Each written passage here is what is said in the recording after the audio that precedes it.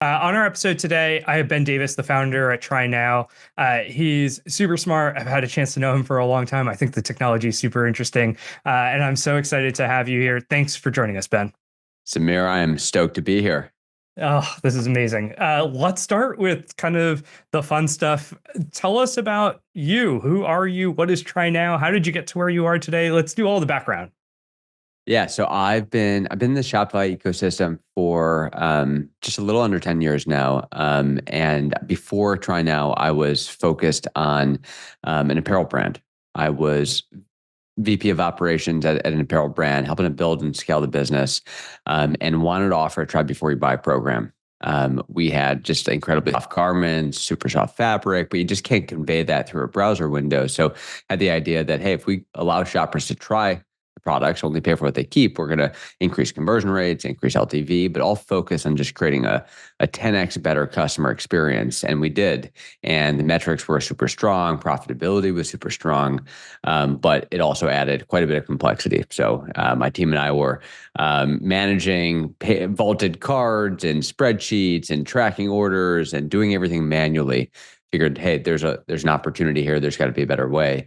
So that was the genesis for TryNow. We since raised about 24 million in funding to really scale the platform, the product, our go-to-market motion, and we're a very product-led organization. So we've been pushing and advancing our product for quite some time to build, a really robust platform that allows any brand to very seamlessly offer a try before you buy platform. So that's the genesis. TryNow is very much built by merchants for merchants. I think it's so cool. And it's exactly uh, such a key thing, right? Because the concept of like, I want to know what this feels like. I want to try it. You go, and apparel is a perfect example of this, right? You go to a store, you go try it on. Well, you literally try it on before you buy it. Yeah. So I love this. One of the biggest pieces of this is, and we talk about this all the time on this podcast, is trying to reduce CAC. Customer acquisition cost is always rising. Paid media has been one of those ways that people have always looked at it. Yeah. Customer experience is another one. You've touched on this slightly. How do you actually help drive customer experience? How does that lead to customer acquisition? Yeah, so our analog is always the physical store, like you mentioned just a few minutes ago, a few moments ago. You said you walked into a store, you want to touch and feel the product. Now, imagine you go into that fitting room, and I said, "Hey, Samir, before you go in the fitting room to try that jacket, a pair of pants, a couple of different sizes, just give me your credit card. I'll charge you for $317.22. But if it doesn't work, no worries. We'll just issue a refund to your our preferred card in about 14 business days." You say, "That's crazy. There's no way I'm going to pay to try this on." And of course, you would never operate your brick and mortar store that way, but you do your online store. And that's how all brands operate. And we've just grown really accustomed to that. So we help reduce customer acquisition costs. We help improve LTV. We help improve AOV. And when we talk about these metrics, we're always looking at net of returns. So ultimately, like the net revenue that's captured on the card. And so I think our general philosophy is like when we think about rising CACs, when we think about loyalty challenges, retention challenges, I think when I was running a brand, there were so many solutions, so many different point solutions to solve different problems, personalized sites, and those are all great. And a lot of them are best practices, but there is like a fundamental flip. And if we can just stay focused on the customer and the end user and Yeah. focus on delivering and solving their acute pain point, the output is lower customer acquisition costs. And so for us, we're a very kind of input output focused organization where if we just stay maniacally focused on creating the best possible customer experience with guardrails, of course, to ensure profitability, the output is more money in a merchant's bank account. And so for us, it's very much predicated in behavioral economics and consumer psychology. No shopper wants to pay in the face of doubt. Will the sweater that I'm wearing be itchy? Are these jeans going Yeah. to fit? Is the jewelry going to be flattering? Is it going to be too big on my ear or or not big enough?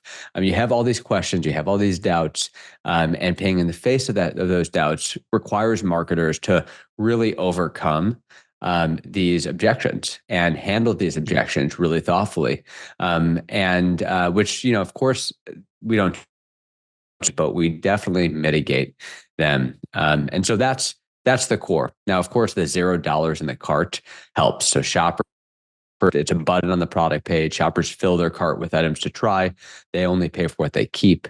And so when the shopper goes into the cart and Shopify checkout, it'll say amount due today, $0. The amount if kept, the value of the cart.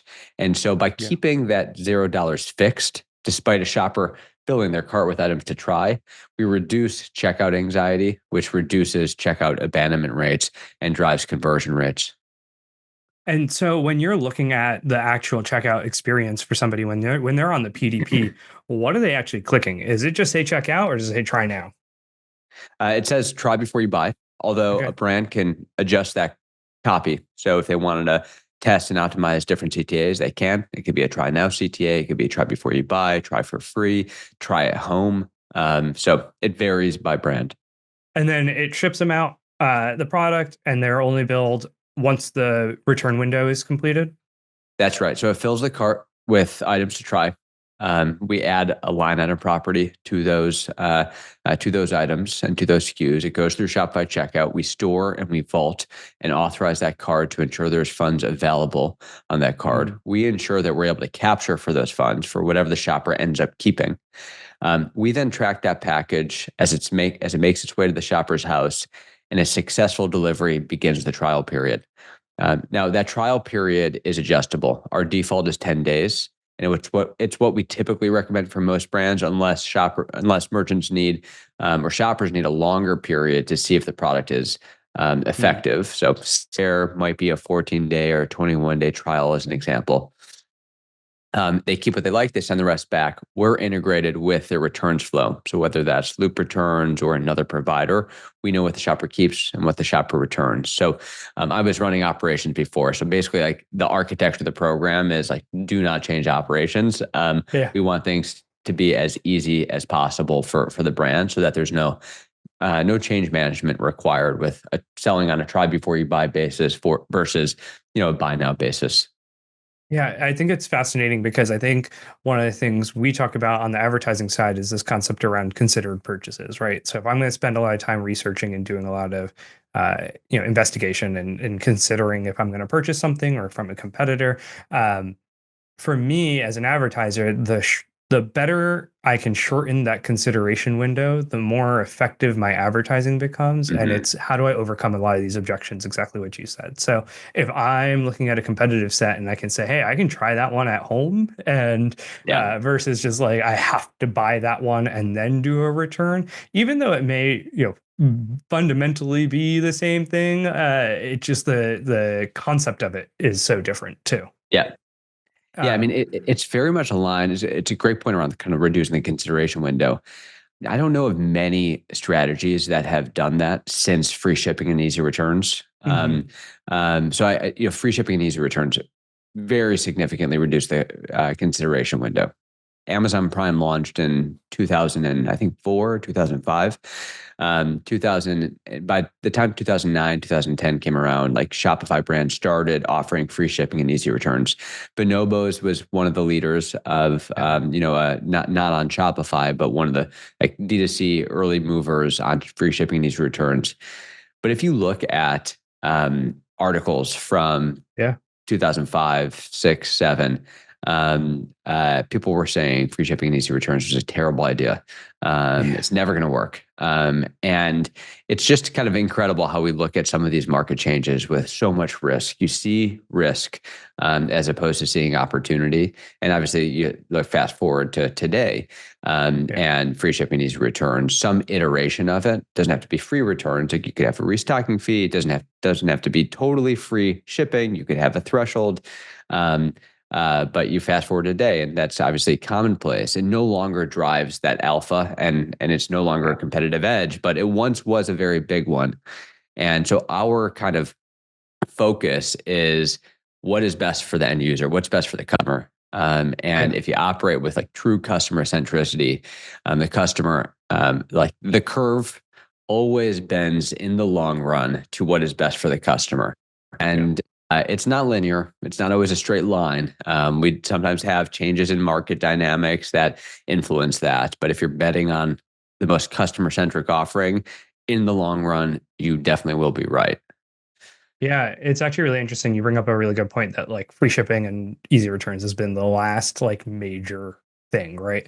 The only other changes, and if you like follow Amazon as a market leader on this, it's like 2-day shipping and now same day shipping, Yeah, right? that's right. And so for a D2C site that doesn't own the operational logistics of Amazon, those are just unrealistic. And so how can you kind of reduce the objections in other ways, and how can you do things differently, in areas where you can compete versus where you can't compete?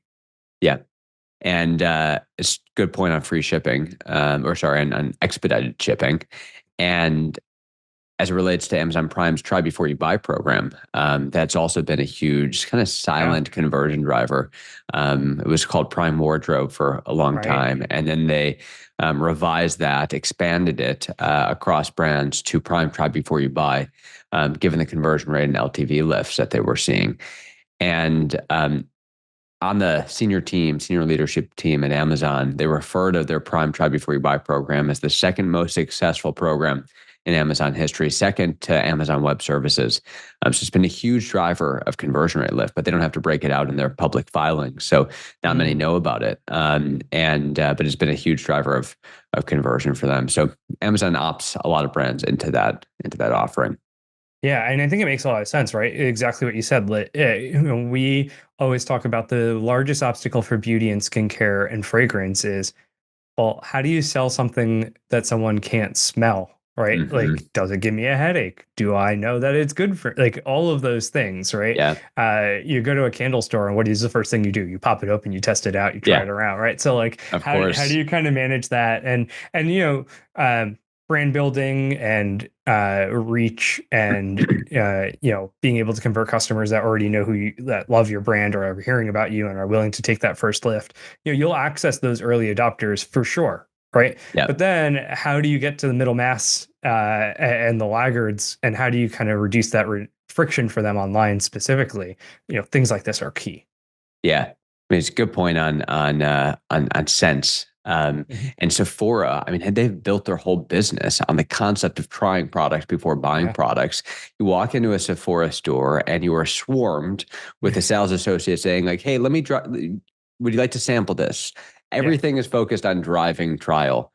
We were we had our team was in New York for an offsite last week, and we're walking down the street on Bleecker Street, looking at a bunch of brands that we either work with or soon will be working with, and we're popping into stores, and there's a group of friends that were talking about a car, and a friend just yells at another friend, like, "How could you not test drive a car before you buy it?" And I said, Yeah. "Exactly. You got Yeah. to try it." And like that sort of like that is just so fundamentally part of our human experience is like you got to try things before you buy things. And in e-commerce, we didn't have the technology to enable that when we started. Yeah. Um, yeah, cool to see the growth that like Loop Returns and other partners have been driving that provide the infrastructure to even rethink um, how we transact online. I mean, I love this conversation because it automatically translates into one of our theses, and we really believe that some of the best CMOs are really good translators and communicators. They can Mhm. communicate externally, but more importantly, they can translate internally. And so you said it from the beginning, right? Like the whole goal of TryNow is to have limited change management fit in with operations, but I can imagine that a CMO that's looking at this, or even an operations person, will need to have a really clear understanding of how to get a CFO on board, or like Yeah. how to communicate the benefits of this to the CEO. How do you help people kind of manage that conversation? What have you seen there? Yeah. So, I mean, for us, it's focused on tracking costs at a very granular basis. So, within our platform, we have the ability to track and accrue costs that are based off of outbound shipping costs, return shipping costs, stocking costs at the warehouse, both per order and per unit, any other value added services costs. So we understand the true profitability of a try now order versus a buy now order. And so that's our focus is not driving revenue growth. Our focus is driving contribution margin, EBITDA, some unit of profitability, ultimately putting more money in our brand's bank accounts. And it's very kind of non-consensus because a lot of brands think about returns as a lost sale. That's Yeah. the case with Try Before You Buy. We decouple the concept of a buy zero, where a shopper keeps nothing, versus a partial keep, where a shopper keeps something. Going back to a store experience, if you smell 2 cents or you try two items, you keep one, you buy one, you don't buy one. That's not a 50% return rate. That's a sale. Yeah. And so, but you do absorb other costs. So more outbound shipping costs because those packages are heavier, more return shipping Right. costs because of the higher rate of returns, more warehouse stocking costs because more units are returned. And so the good, more revenue, needs to outweigh the bad, more costs. And that's what we're really focused on. And so take Billy Reed as an example. Amend next month LT for buy now is $452.20.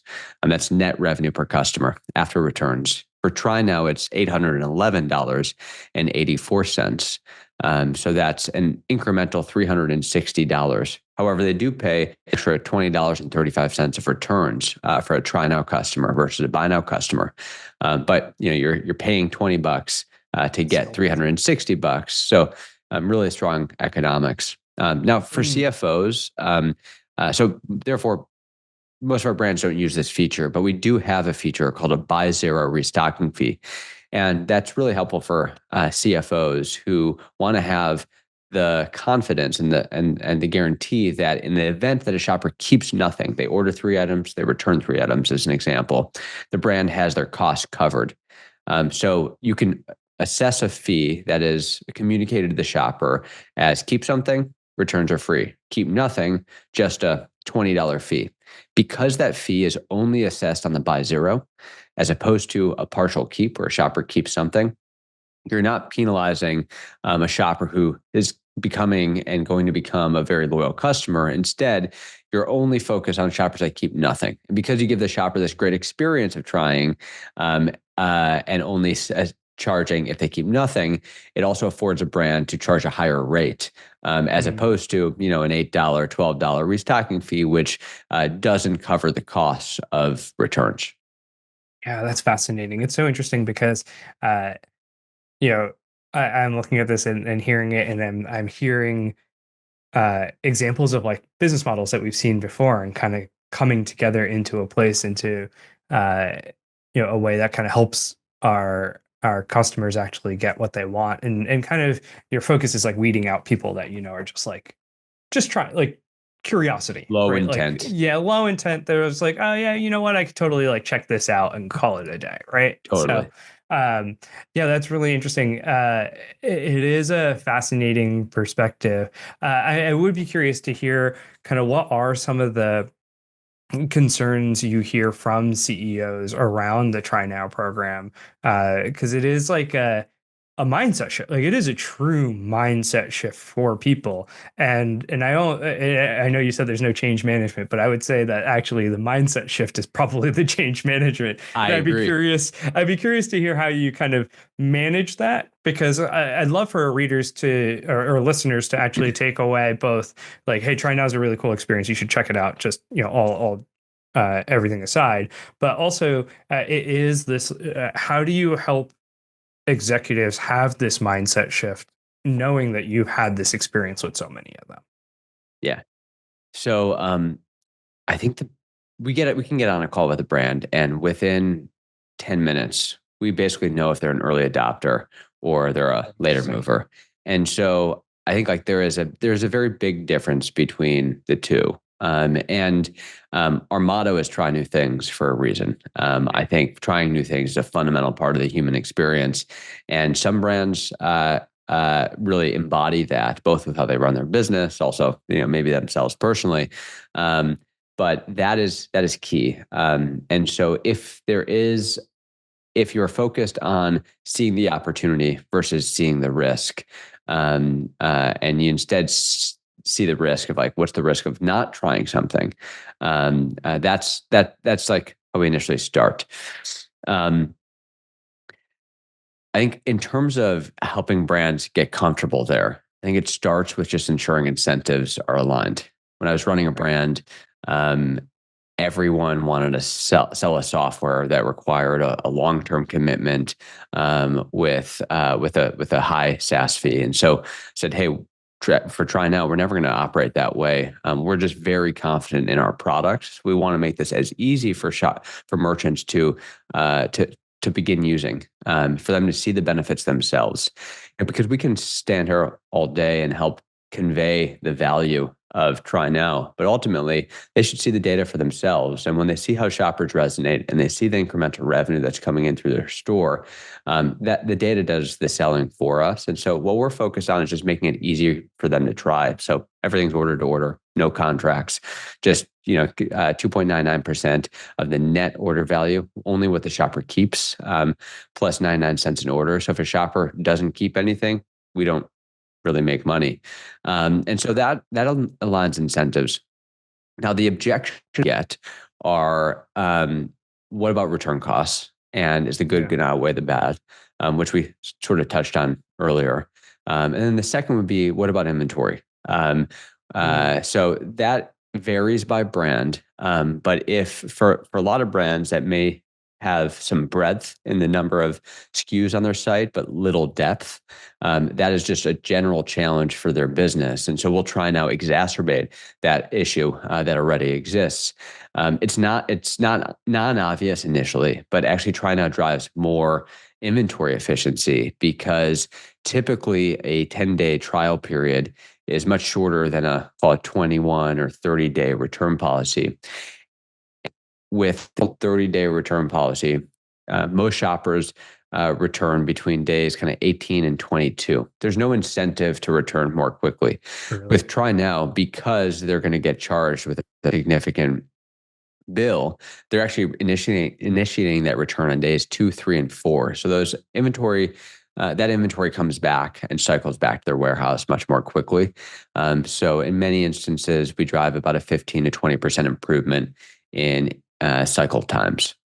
That's fascinating. That's really interesting and not what I expected at all, to be very honest. And, Yeah. but, personal experience, I absolutely wait till the last day to return stuff. And I get that for sure. Uh, let's, let's shift gears a little bit because I do want to talk about, emerging trends and technologies. You guys are what I would consider an emerging trend, but how do you stay ahead of, uh, or what are you most excited about kind of coming down the pipe? I'm sure you guys are kind of staying ahead of everything and talking to customers and seeing things. TryNow is the next stage of, free shipping, free returns, but what else is out there that you're excited about? Yeah. I mean, I think that what I get excited about is new marketing strategies. Yeah. And so you see the rise of some new platforms, some that take and drive some traction, some that don't. So I think sampling across those is exciting. Obviously, there's been a lot of talk about AppLovin and some of the results that they're seeing across select verticals. But I think that broader trend is that as Meta becomes more and more expensive, there will be new platforms. So TikTok, obviously, being one, AppLovin potentially becoming another for select brands. Yeah. But in general, as markets become as meta becomes more expensive, more solutions will rise. And so I'm excited about seeing a world 3 to 5 years from now where Meta's share of an overall ad budget becomes lower and lower because there are more cost effective channels, and then finding ways to drive efficiency within those channels. And so as we think about TryNow as a marketing tool, initially we work with eCommerce teams and marketers to drive conversion, drive efficacy. But we built a feature called TryLinks, which allows brands to create dedicated entry points, and those dedicated entry points create really high converting funnels by showing try before you buy only. So when the ad talks about try before you buy, or and then the landing page talks about try before you buy, and then there's a single CTA on that product page that drives try before you buy, it reduces cognitive load, and the conversion rates are incredibly strong. So take Elwood as an example. Elwood is an apparel brand that has grown incredibly well. Jackson, the CEO there, and Janelle, the VP of growth, have just done a tremendous job driving growth for their business. But their collection page converts at 11.1%. They're using TryLinks, and so it just becomes significantly higher converting funnel, about 2x higher than their other funnels, by having an offer that's focused on try before you buy, and that replaced the use of kind of discounts. That is like the anti-trend I'm not excited about, which is that discounts have, over the past 2-3 years, has just become such a crutch. And there is a retraining of the customer base. And so anything that we can do to reduce reliance on discounts is, I think, very, very important. Yeah, I'm here for that. Wherever we can kind of help reduce discounts, they just become such a lever that people continually pull, and then the lever starts to become the norm, and it becomes a problem. So, yeah, I hear you on that for sure. Last question, Ben, and I really just I want to thank you so much for joining us. But if someone wants to learn more about TryNow, they want to check it out, they want to try it, where do they go? How do they find you? What do they do? Yeah, they can come to our site, trynow.com. Take a look at some of the customer case studies, and some of our product pages. Also, take a look at our LinkedIn following. We post a lot on LinkedIn, and that's been a key part for our community. And if any of your listeners want to chat with me directly, I'd be happy to chat. Just shoot me a note at ben@trynow.com. I highly recommend it if you get a chance. I have learned so much from Ben over the years, and he has so much more to share. So thank you so much, Ben, for joining us today. Samir, thanks for having me on.